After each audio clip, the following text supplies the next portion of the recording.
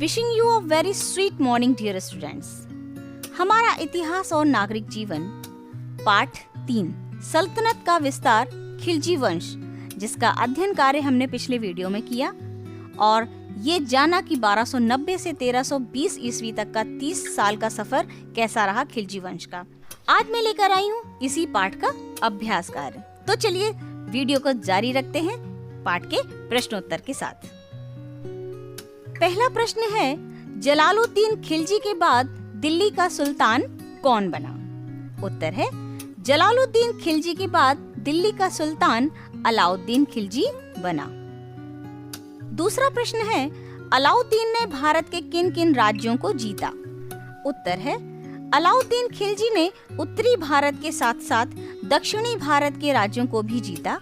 उसने दक्षिणी भारत के देवगिरी, तेलंगाना, वारंगल और होयसल राज्यों पर विजय प्राप्त की। बढ़ते हैं अगले प्रश्न की ओर।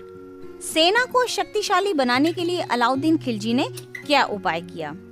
उत्तर है, अलाउद्दीन खिलजी की महत्वपूर्ण विजयों की सफलताओं का श्रेय उसकी विशाल एवं सुसंगठित सेना को था। उसने सेना के संगठन में निम्न सुधार किए। पहला, उसने सैनिकों की नियुक्ति घुड़सवारी, शस्त्र चलाने की योग्यताओं के आधार पर की। सैनिकों के हुलिये का पूरा विवरण रखा तथा उनको नगद वेतन देने की प्रणाली अपनाई। सेना के घोड़ों की पहचान के लिए दागने की व्यवस्था की। डियर स्टूडेंट्स, स्पष्ट करना चाहती हूँ कि घोड़ों पर दाग लगाने का अर्थ क्या है। घोड़ों की संख्या एवं इनकी पहचान के लिए उनकी पीठ पर दाग लगाने की परंपरा थी। इसी को घोड़े के दाग कहते हैं। अपने विस्तृत साम्राज्य की सुरक्षा के लिए नए किलों का निर्माण करवाया, पुराने किलों की मरम्मत करवाई तथा इन किलों को रसद आपूर्ति की भी पूरी व्यवस्था की। चलते हैं अगले प्रश्न की ओर। अलाउद्दीन खिलजी ने वस्तुओं के मूल्य क्यों निश्चित कर दिए? उत्तर है, उसने दैनिक आवश्यकताओं की वस्तुओं के मूल्य निश्चित कर दिए, जिससे निश्चित वेतन पाने वाले सैनिक भी अपना निर्वाह कर सकें। अगला प्रश्न है, अमीरों तथा सरदारों को अलाउद्दीन खिलजी ने कैसे नियंत्रित किया? उत्तर है, अलाउद्दीन का मानना था कि दावतों तथा उत्सवों में मिलने से अमीरों तथा सरदारों में निकटता तथा आत्मीयता बढ़ती है, जिससे सुल्तान के प्रति षड्यंत्र एवं विद्रोह करने का अवसर मिलता है। अतः विद्रोहों को रोकने के लिए अलाउद्दीन खिलजी ने दरबार के अमीरों तथा सरदारों पर कठोर प्रतिबंध लगाए। उनके इलाकों पर राज्य सुल्तान की पूर्व आज्ञा के बिना अमीर सामाजिक समारोहों का आयोजन नहीं कर सकते थे। गुप्तचर सदैव उन पर नजर भी रखते थे। इन प्रतिबंधों से सरदार और अमीर भयभीत रहते थे। सुल्तान के विरुद्ध किसी को सिर उठाने का साहस नहीं था। इस प्रकार उसका अमीरों पर पूर्ण नियंत्रण था। बढ़ते हैं अगले अभ्यास कार्य की ओर। सही कथन के सामने सही का निशान और गलत कथन के सामने गलत का निशान लगाइए। खिलजी वंश का संस्थापक अलाउद्दीन खिलजी था। सही। मलिक काफूर अलाउद्दीन का सेनापति था। सही।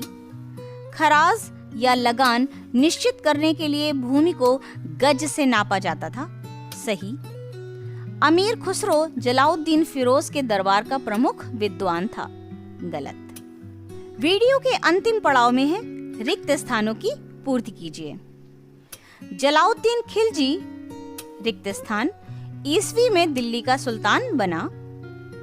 मलिक काफूर ने दक्षिण के 3 राज्यों रिक्त स्थान, रिक्त स्थान, रिक्त स्थान पर विजय प्राप्त की। अलाई दरवाजा का निर्माण रिक्त स्थान ने दिल्ली में करवाया।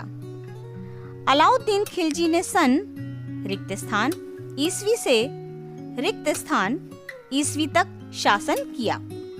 रिक्त स्थानों में भरे जाने वाले सही उत्तर ये रहे आपके सामने आपकी स्क्रीन पर। पहला 1290, दूसरा देवगिरी, तेलंगाना, वारंगल, होयसल, तीसरा है अलाउद्दीन खिलजी और चौथा है 1296 और 1316। डियर स्टूडेंट्स, सल्तनत काल का विस्तार खिलजी वंश पाठ 3 जिसका अध्ययन कार्य और अभ्यास कार्य इसी वीडियो के साथ समाप्त हो जाता है। लेकिन याद रखिए, आपका कार्य यहाँ पर शुरू होता है। आपको ये सारा अभ्यास कार्य अपनी एक कॉपी पर उतारना है और मुझे मेरे व्हाट्सएप नंबर पर जरूर भेजिए। अगर आपने अब तक मेरे चैनल को सब्सक्राइब नहीं किया है तो जरूर करें। मिलते हैं अगले वीडियो में एक नए पाठ के अध्ययन के साथ और उसके अभ्यास कार्य के साथ। तब तक के लिए अपना ध्यान रखिए, खूब पढ़िए, खूब बढ़िए। Thank you.